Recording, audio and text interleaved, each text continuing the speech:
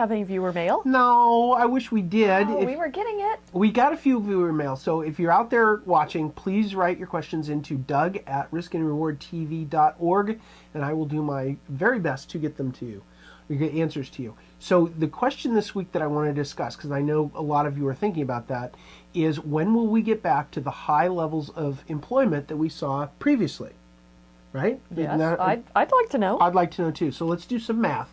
Math obviously can help. So if we go back to May 2006, we had 7 million people unemployed. So in May 2006, we had about a 4.5% unemployment rate, and we had about 7 million people unemployed. Today,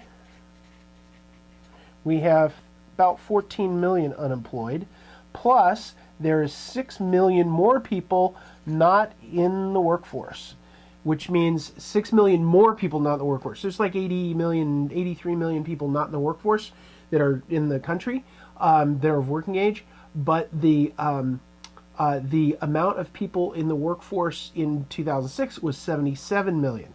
So we've added 6 million people that that are no longer in the workforce. So the total here is 14 and 6 is 20 million minus 7 is about 13 million jobs that we had in 2006 that we don't have now.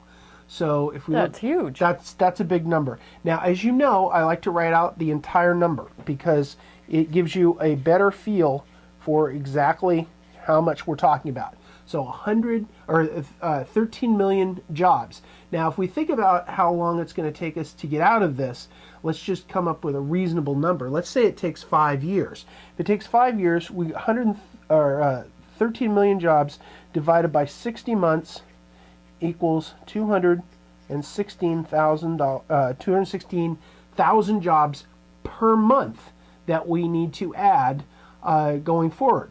And of course, now what about with birth and exactly.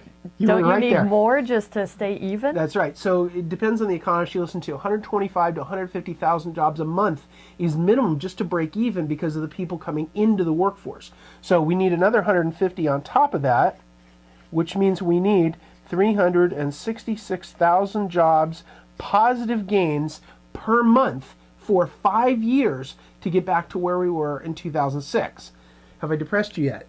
I don't mean to. So it's the 5-year plan. Well, we're still going negative job losses right now. That's right. So if you look at August, it was minus 54,000 jobs. July was minus 131,000 jobs. June was minus 125,000 jobs. And so the direction is not positive at all. And then once it does become positive, we're going to need, years and years of positive job gains. So it's a 5 to 10 year well, we don't know about plan. 10's a long That's time. a long time. Yeah, it's a long time. But, and we can certainly have better job prospects than 216,000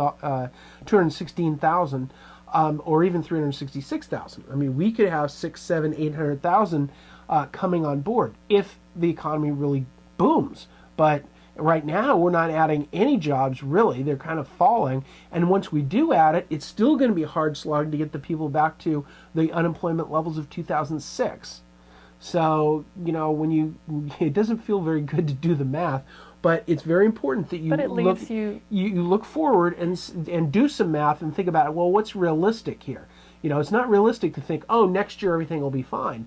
Full employment within 1 year. That's not going to be possible. So, it's important to do the math. That really helps out. And what's the takeaway? So the takeaway here is doing some math to find a realistic picture of the future.